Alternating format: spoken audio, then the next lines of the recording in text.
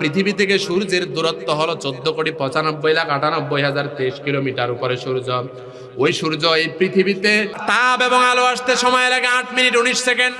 সূর্য পৃথিবীতে প্রত্যেক দিন 10 বিলিয়ন ডিগ্রি সেলসিয়াস তাপমাত্রা দেয়।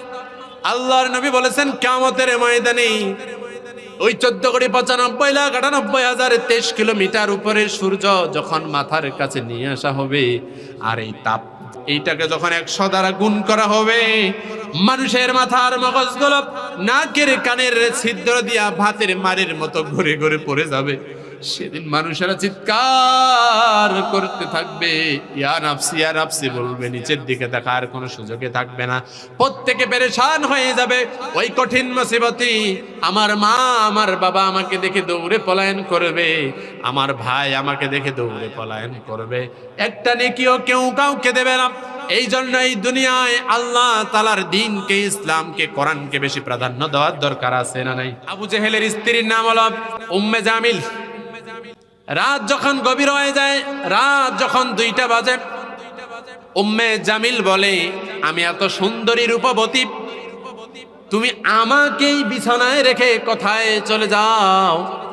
উম্মে জামিল খোঁজ করতে করতে বলতেছে, আজকে যেহেতু উঠে গেছে, ঘুমাবো না, একবারে রেডি আছে, জেগে আছে, কখন চলে যায়। আবু জেহেল যখন উঠছে, আবু জেহেল চলে গেছে, তার নেশা উঠছে, নেশা কোরআন তেলাওয়াত শোনার জন্য।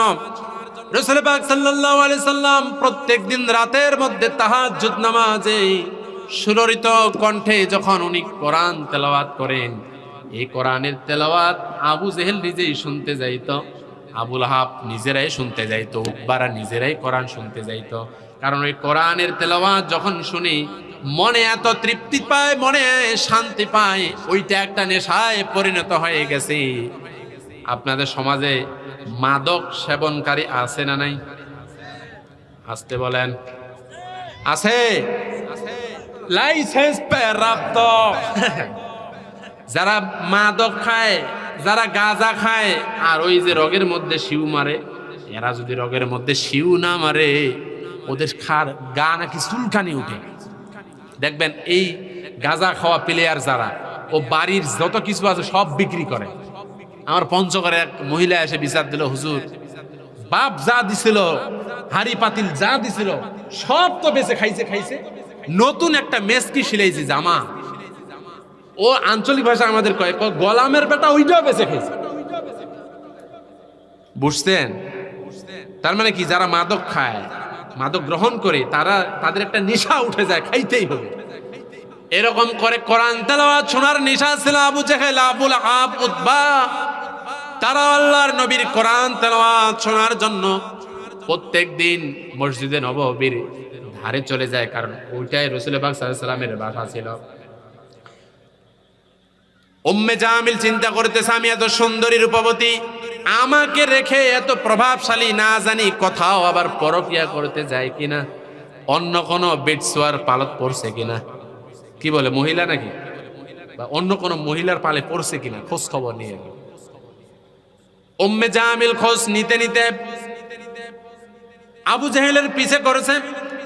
আবু জেহেলের পিছন দিক থেকে যাইতে যাইতে দেখি এই আবু জেহেল ওই রাসূল পাক সাল্লাল্লাহু আলাইহি ওয়াসাল্লাম যে তেলাওয়াত করে, সেই তেলাওয়াত শোনার জন্য তার ঘরের বাইরে বসে গেছে, বাইরে বসে গেছে, কোরআন তেলাওয়াত শুনতেছে। তো একদিন ঘটলো কি, কোরআন তেলাওয়াত শুনতে শুনতে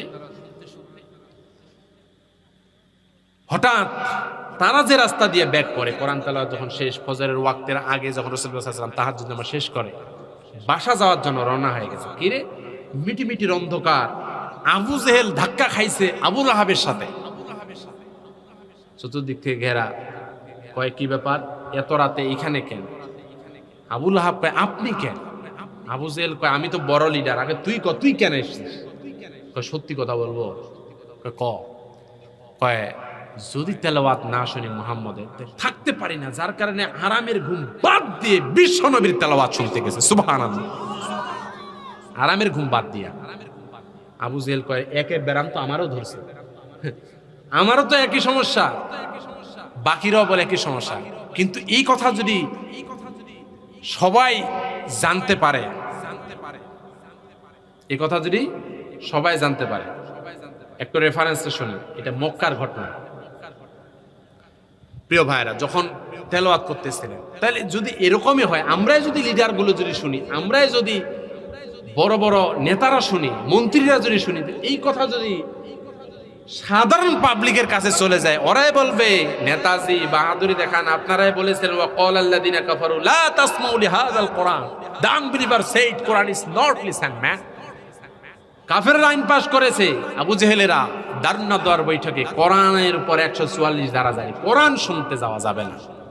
তাই আপনারা 144 ধারা জারি করে আপনারা আবার কোরআন শুনতে আসছে, এইটা যদি সাধারণ পাবলিক শুনে তাইলে কবে যে তোদের আইন তোরাই না।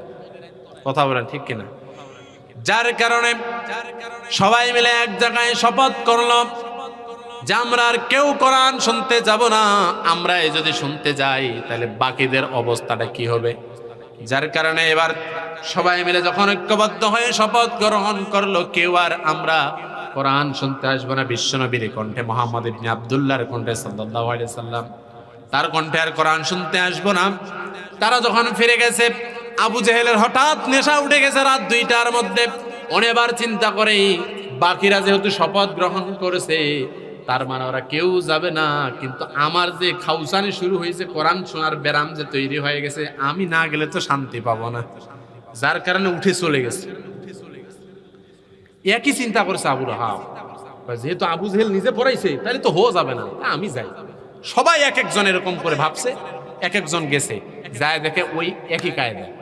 সবাই বলতেছে আমাদের এখান থেকে ফিরে আসা লাগবে। প্রিয় ভাইরা আমার, কোরআনের তেলাওয়াত এত মধুর লাগে, কোরআনের খতম করতে এত মধুর লাগে, সবাই, কোন ব্যক্তি কোনোদিন বাধা দেয় না। যারা বরঞ্চ কোরআনের তাফসির ব্যাখ্যা করলে বাধা দেয়, ওরাই বলে রমজান মাসে যার কণ্ঠ ভালো ওই হাফেজ দিয়ে খতম তারাবি পড়া লাগবে। কথা বলেন ঠিক কিনা? কিন্তু যখন মসজিদে ইমাম সাহেবকে যখন নিয়োগ দেবে, তখন আগেই বলছে হুজুর আমাদের মসজিদে কোনো রাজনীতির ওয়াজ চলবে না। কথা বলেন ঠিক কিনা? তো হুজুর কয় এর আগে বহু চাকরি গেছে, কি হয় হোক, যা, সবার যে গতি আমারও সে গতি, কোন নাই, শুধু তেলাওয়াত খতম তারাবি পড়ানো শুরু করছে। সূরা মায়েদার 38 নম্বর আয়াত আসছে, 38 নম্বর আয়াত তেলাওয়াতে করে না। সভাপতির এই এদিকে থাকলে আবার কেউ মাইন্ড করে না, আমি এক্সাম্পলের জন্য বুঝাচ্ছি। সভাপতির ভাইস্তা ঢাকায় থাকে, বিশাল সুন্দর হাফেজ, সুরজ কণ্ঠ, ও বেচারা পিছনে নামাজ পড়ছে। বাসা যায় বলছে, চাচা আপনারা কি খতম তারাবি পড়তেছেন? তো হ্যাঁ। কয় যে আপনাদের ইমাম তো আজকে সূরা মায়েদার একটা আয়াত পড়েই নেই, তো যদি আয়াত ছেড়ে দেয় তাহলে খতম হবে কিভাবে? যদি আয়াত ছেড়ে দেয় খতম হবে? খতম তো আর হয় না। সভাপতির মাথা উঠছে, হ্যাঁ এত লোকজন টাকা দিবে, আমি সভাপতি, আমার তো একটা দায় আছে। যার কারণে ইমাম সাহেবের ফোন, হুজুর কই আছেন? কয় যে আমার কামরায় আসছে, একটু আমার বাসা আয়েন তো। হুজুর চলে গেছে, যায় বলতেছে যে আপনি নাকি ওই যে দেখেন আমার ভাইস্তা ঢাকা থেকে আসছে, তো সেও হাফেজ, তো সে বলতেছে আপনি নাকি একটা আয়াত তেলাওয়াত নাকি ছাড়ে দিছেন। হুজুর বলছে হ্যাঁ ইচ্ছা করে দিছে। কি করে দিছে? ভুল করে দিলে না বাঁচা যায়, ইচ্ছা করে যদি দেয় মাথা গিয়া ঠিক থাকবে নাকি? সভাপতি তো রাজ্ঞা ফায়া, কয় যে ভুল করে না হইলে হবে, কিন্তু ইচ্ছা করে বাদ দিছেন, ব্যাপার কি? আপনি না কইছেন যেদিন মসজিদে জয়েন্ট সেদিনে বলছেন যে মসজিদে রাজনীতির ওয়াজ চলবে না, তো এই আয়াতটা যখন তেলাওয়াত করি এটা হলো রাজনীতির আয়াত, যার কারণে এটা বাদ দিছে। কয় হুজুর এর মানেটা কি? কয় আল্লাহ কইছে has to thief male or female cut his or her a punishment by the way of example from Allah for their crime. চোর এবং সুন্নি যদি ধরা পড়ে সাক্ষ্য প্রমাণ রূপে, যদি অভাবের তার নাই চুরি করে তার অভাব মিটাই দেওয়ার কথা বলা আছে, কিন্তু এটা ইসলামী রাষ্ট্র যদি থাকে। কিন্তু স্বভাবের চোর ধরা পড়ছে, যদি ধরা পড়ে তার হাত কেটে দিতে হবে। বিধানকার, জোরে বলে বিধানকার। তো আপনি কইছেন যে রাজনীতির ওয়াজ চলবে না, তো আল্লাহ বলছেন হাত কেটে দেওয়ার, তো হাত কাটার তো যদি আপনি হাত কাটতে চান তাহলে তো এটা আইন পাস করতে হবে, এটার জন্য তো রাজনীতি করা লাগবে, যার কারণে এটা বাদ দিয়ে কি করছে চালাক সভাপতি বলছে হুজুর আপনাকে না বাংলায় ব্যাখ্যা বিশ্লেষণ তাফসীর করার জন্য আমি নিষেধ করেছি, কিন্তু তেলাওয়াত করতে গিয়ে নিষেধ করেছি।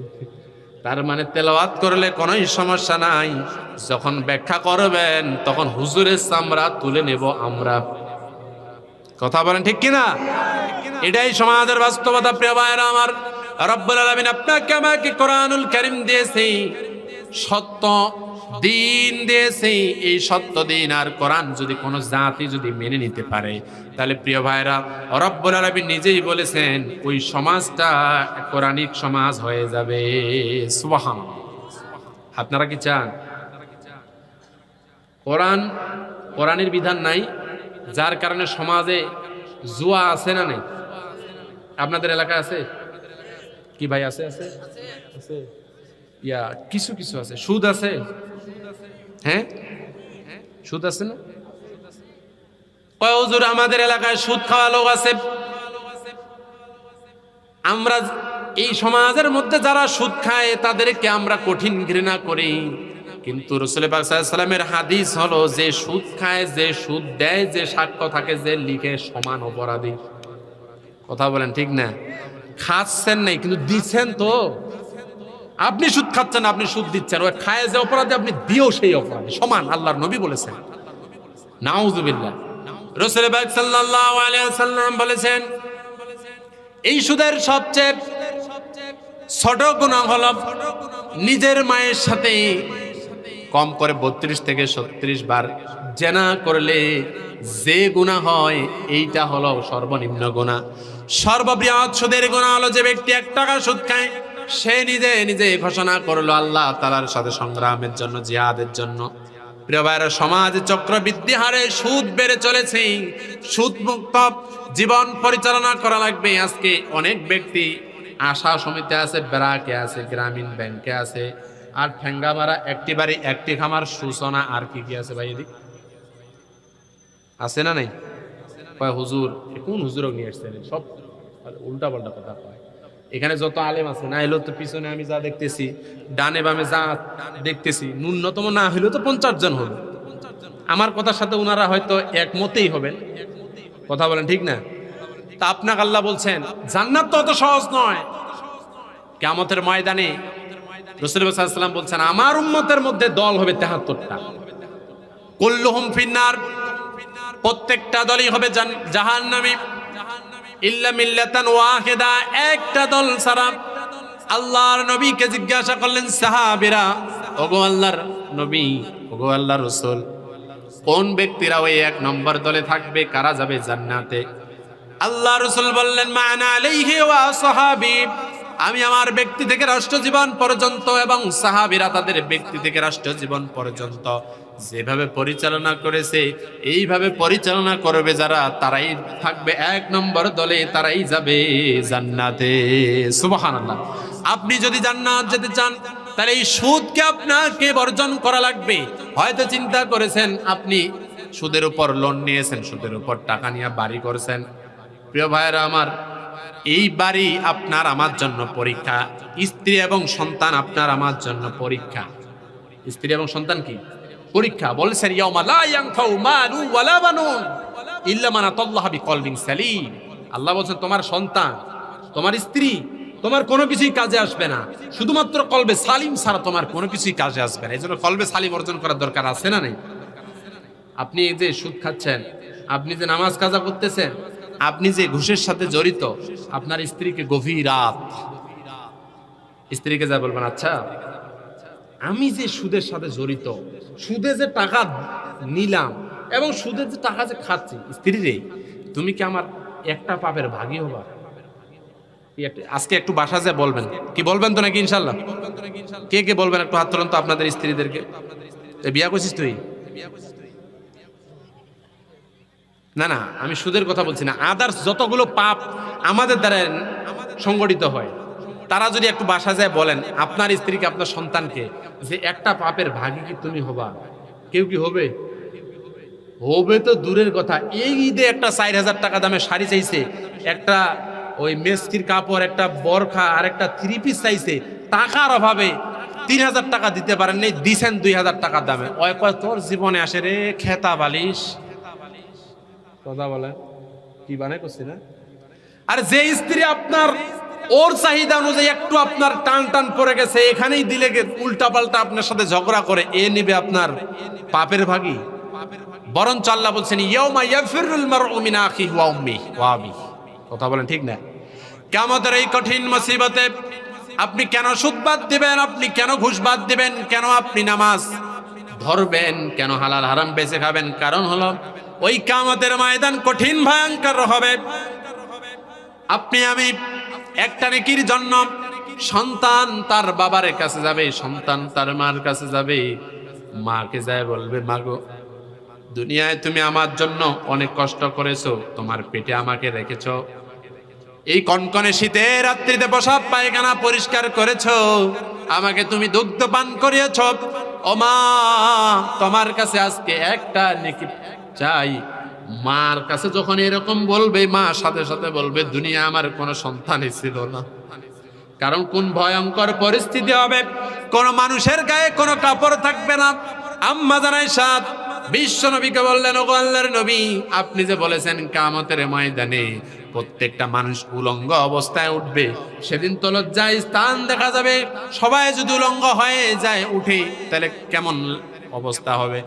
রাসূল পাক সাল্লাল্লাহু আলাইহি ওয়াসাল্লাম বলছেন, আয়েশা রে ওই কিয়ামতের ময়দানে মানুষেরা নিজেরাই এত পেরেশান হয়ে যাবে, ইয়া নাফসি বলবে, নিচের দিকে তাকানোর কোনো অবস্থাই থাকবে না। কারণ আপনি লক্ষ্য করে দেখুন, আল্লাহ রাসূল সাল্লাল্লাহু আলাইহি ওয়াসাল্লাম বলছেন ওই সূর্যটা এতটুকু উপরে আসবে কিংবা এক বিঘত পরিমাণ উপরে চলে আসবে, অথচ বর্তমানে এই পৃথিবী থেকে সূর্যের দূরত্ব হলো 14,95,98,023 কিলোমিটার উপরে সূর্য। ওই সূর্য এই পৃথিবীতে তার তাপ এবং আলো আসতে সময় লাগে 8 মিনিট 19 সেকেন্ড। সূর্য পৃথিবীতে প্রত্যেক দিন 10 বিলিয়ন ডিগ্রি সেলসিয়াস তাপমাত্রা দেয়। আল্লাহর নবী বলেছেন কিয়ামতের ময়দানে ওই 14,95,98,023 কিলোমিটার উপরে সূর্য যখন মাথার কাছে নিয়ে আসা হবে, আর এই তাপ যেই ডিগ্রি বললাম এইটাকে যখন 100 দ্বারা গুণ করা হবে, মানুষের মাথার মগজগুলো নাকের কানের ছিদ্র দিয়া ভাতের মারের মতো ঘুরে ঘুরে পড়ে যাবে। সেদিন মানুষেরা চিৎকার করতে থাকবে, ইয়া নাফসি বলবে, নিচের দিকে দেখার কোনো সুযোগে থাকবে না। প্রত্যেকে পেরেশান হয়ে যাবে ওই কঠিন মুসিবতে। আমার মা আমার বাবা আমাকে দেখে দৌড়ে পলায়ন করবে, আমার ভাই আমাকে দেখে দৌড়ে পলায়ন করবে, একটা নেকিও কেউ কাউকে দেবে না। এই জন্য এই দুনিয়ায় আল্লাহ তাআলার দ্বীনকে, ইসলামকে, কোরআনকে বেশি প্রাধান্য দেওয়ার দরকার আছে না নাই? জোরে বলি আছে। তাহলে প্রিয় ভাইরা আমার, সুদ যারা খান, সুদ যারা দেন, সুদের যারা সাক্ষী থাকেন, সব আমরা কি ছেড়ে দিতে পারবো না? কি পারবো? পারবো। ব্যাংকে যারা আছেন মেহেরবানি করে, গ্রামীণ ব্যাংক আর সুদের উপর দেয় না টাকা, পারতপক্ষে এখন থেকে আস্তে আস্তে করে কেটে বের হওয়ার চেষ্টা করেন। পরিশোধ হবে, বা যদি সম্ভব হয় একসাথে পরিশোধ করে বের হয়ে যাবেন। দেখেন আমরা আজকে জাকাত ভিত্তিক অর্থনীতি বুঝি না। জাকাত ভিত্তিক অর্থনীতি থাকতো এত কার্ডের দরকার আছে? জোরে বলেন, লাগতো না। আমাদের খালি সুদ ভিত্তিক অর্থনীতি আমরা বুঝি, অথচ জাকাত ভিত্তিক অর্থনীতি যদি সমাজে পরিচালিত হতো, এই সমাজ দেশ গরিব খুঁজে পাওয়া যাইতো না। প্রিয় ভাইয়েরা, আমরা জাকাত বুঝি না কিন্তু সুদ বুঝি। কেন? ওই যে ক্লাস 2-3 পড়েছি, 100 টাকায় এক বছরে না, 100 টাকায় এক মাসে 20 টাকা সুদ হলে 5,000 টাকায় এক বছরে কত টাকা সুদ? ওই কি নিয়মের অঙ্কন করে নেই ভাইরা? কি করছিলেন না? যার কারণে এটা বুঝি। কিন্তু আমাদের যদি এইটা শিক্ষা দেওয়া হইতো যে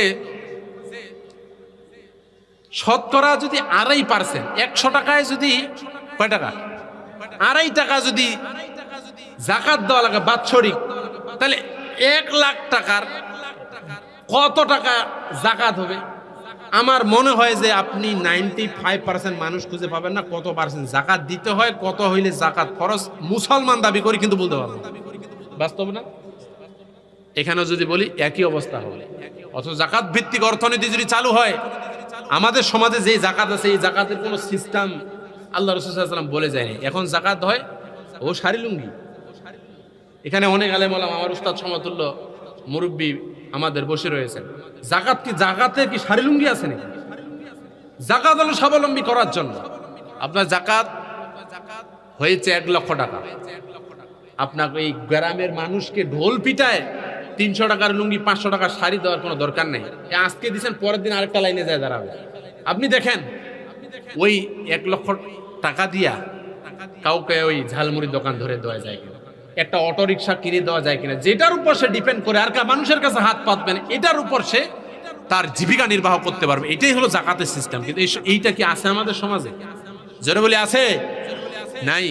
মাননীয় প্রধানমন্ত্রী তারেক রহমান সাহেব ঈদের কয়েকদিন আগে শাহেখ আহমদুল্লাহ সহ আর কয়েকজন আলিমকে ডাকছিলেন জাকাত মানে জাকাত উত্তোলন করে ব্যয় করার জন্য। প্রিয় ভাইরা, আমি আলিমদের পক্ষ থেকে আপনাদেরকে একটা মেসেজ দিতে চাই। বাংলাদেশে যারা ক্ষমতায় আছে, বাংলাদেশ জাতীয়তাবাদী দল বিএনপি এবং বিরোধী দল বাংলাদেশ জামাত ইসলামী সহ আরো 11 দলের দল, এই দলগুলো সবাই যদি চায় এই দেশকে দরিদ্র মুক্ত করতে, আল্লাহর কোরআনের ফর্মুলা এটা দিয়ে দিয়েছেন, জাকাত ভিত্তিক অর্থনীতি চালু করো। আমি বিশ্বাস করি খুব শীঘ্রই হয়তো বা ইনারা বুঝবে। যদি বুঝে যায় জাকাত ভিত্তিক অর্থনীতি যদি বাংলাদেশে যদি চালু হয়ে যায়, তাহলে গরিব মানুষ খুঁজে পাওয়া যাবে না। আর যেটা চালু করা ফরজে আইন, এবং এটা রাষ্ট্রের যারা দায়িত্বে আছে তাদের কাজ। কাদের কাজ? রব্বুল আলামিন বলে দিয়েছেন সূরা হাস আয়াত নম্বর 41, আল্লাহ তাআলা বলছেন আল্লাযীনা ইম্মাক্কান্নাহুম ফিল আরদি আকামুস সালাতা ওয়া আতাউস যাকাত। আল্লাহু আকবার। আল্লাহ তাআলা বলছেন যারা পৃথিবীর ময়দানে আল্লাহ তাআলা যাদেরকে কর্তৃত্ব দান করবেন, যাদেরকে ক্ষমতা দান করবেন, যারা রাষ্ট্র পরিচালনার দায়িত্ব পারবেন, মৌলিক তাদের জন্য 4টি কাজ করা হলো ফরজ। কয়টি কাজ? মৌলিক 4টি কাজ করা তাদের জন্য ফরজ। একটা হলো আল্লাহ তাআলা বলছেন রাষ্ট্রীয়ভাবে নামাজ কায়েম করে দেওয়া। 2 নম্বর হলো যাকাত ভিত্তিক অর্থনীতি চালু করা, হলো রাষ্ট্রের যারা ক্ষমতাশালী হবে তাদের কাজ। সূরা হজ আয়াত নম্বর 41। কি হুজুর ঠিক আছে? হ্যাঁ, আয়াতের বাংলা অর্থ এটাই না? আল্লাহ বলছেন সূরা হজের 41 নম্বর আয়াতের মধ্যে রাষ্ট্র পরিচালনার মৌলিক 4টা কথা এখানে বলা হয়েছে। যারা রাষ্ট্রপ্রধান হবে তাদের দায়িত্ব হবে, আল্লাহ তাআলা বলে দিয়েছেন যদি ক্ষমতায় যায় 1 নম্বর কাজ হবে রাষ্ট্রীয়ভাবে নামাজ কায়েম করে দেওয়া। 2 নম্বর যাকাত ভিত্তিক অর্থনীতি চালু করা। নামাজ যখন রাষ্ট্রভাবে চালু হয়ে যাবে, ইন্নাস সালাতা তানহা আনিল ফাহশাই ওয়াল মুনকার, এই নামাজ মানুষকে যাবতীয় খারাপ কাজ থেকে বিরত রাখে। কথা বলেন ঠিক না? প্রিয় ভাইরা, নামাজ কায়েমের দরকার আছে না নেই? কিন্তু আমরা যত আলেমরা ওয়াজ করি, নামাজ কায়েম কি সম্ভব? আইন ছাড়া কি নামাজ কায়েম সম্ভব? সম্ভব না। কারণ এই এলাকার মধ্যে সবাই কি 5 ওয়াক্ত সালাত আদায় করে? কি আদায় করে? করে না। অথচ বলে যে মুরু আওলাদুকুম বিসসালাত ওয়া হুম আবনাউ সাবঈ সিনিন। 7 বছর হয়েছে নামাজে তাগিদ দাও, 10 বছর হয়েছে কোনো আলাপ নাই, তাকে আস্তে করে প্রহার করো। কোনো পিতা তার সন্তানকে নামাজের জন্য প্রহার করে না, কিন্তু ওই সন্তান ফজরের পর ইংলিশ প্রাইভেটে গেছে কিনা, ম্যাথমেটিক্স প্রাইভেটে গেছে কিনা, যার কারণে পিতা তার সন্তানকে আঘাত করে, এটার বাংলাদেশে অসংখ্য নজির আছে না নাই? কিন্তু আপনি পিতা, আপনার উচিত আপনার সন্তানকে নামাজের তাগিদ দেওয়া, সলাতের তাগিদ দেওয়া। প্রিয় ভাইরা, রাষ্ট্রীয়ভাবে নামাজ যখন কায়েম হয়ে যাবে, সমাজ কি হবে দেখেন। 2019-20 সালে করোনার ভরা মৌসুম, ঘোষণা হলো 4টার পরে বাজারে থাকবেন না। বাজারে থাকবেন যারা সেনাবাহিনীর গাড়ি ঢুকবে, যখন লাঠি দিয়া পাছা লাল করে দিবে, তখন মুরব্বী বাপজান যা আছে সবাই আর বাজারে যায় না, যা করে সকাল 8টা 9টা 10টার মধ্যে সব শেষ। কথা বলেন ঠিক না? তো আমার আব্বাকে বললাম, উনিও মুরব্বী মানুষ, ইনার মতোই বয়স, আলেম মানুষ, তাহলে এত সকালে যান? কয়ে যে যাবো না, ফের সেনাবাহিনীর গাড়ি ঢুকছে আর কয়েকজন মুরব্বী চাচা সাইকেল নিছে, সাইকেল ফালাইয়া বেড়া আছে না, বেড়ার উপর দিয়ে লাফ দিয়ে দৌড়ে মারছে, যায় হিরি মানে পড়ে যায়, ছাল চামড়া চলে যায়। তাহলে সে এত সকালে যায় কেন? চাচাকে জিজ্ঞাসা করলাম, চাচা এই এত সকালে মার্কেটে আসছেন করোনার সময়? কয় বা মোর সামনে 2 দিন মানে ওই দিন একজন মুরব্বী কান ধরায় উঠাইছে বসাইছে সেনাবাহিনী। কি করছে? তা আমার যদি কান ধরায় উঠায় বসায়, তাহলে আমার কি মান সম্মান থাকবে? তা মুসলমান কি বুঝলাম? যে ব্যক্তি তাদের মান সম্মান টিকানোর জন্য ওই আইন পাশ হয়নি, শুধুমাত্র এমনিতে বলেছেন 4টার পরে বাজারে থাকবেন না, যার কারণে এইটাই যদি মানে যখন রাষ্ট্রীয়ভাবে নামাজ ফরজ হয়ে যাবে তখন বাংলাদেশের মানুষকে এত ওয়াজ করানো লাগবে না, যখনই মুয়াজ্জিন সাহেব আজান দেবে মসজিদ পরিপূর্ণ হয়ে যাবে। কথা বলেন ঠিক কিনা? রাষ্ট্রভাবে নামাজ কায়েমের দরকার আছে না নেই?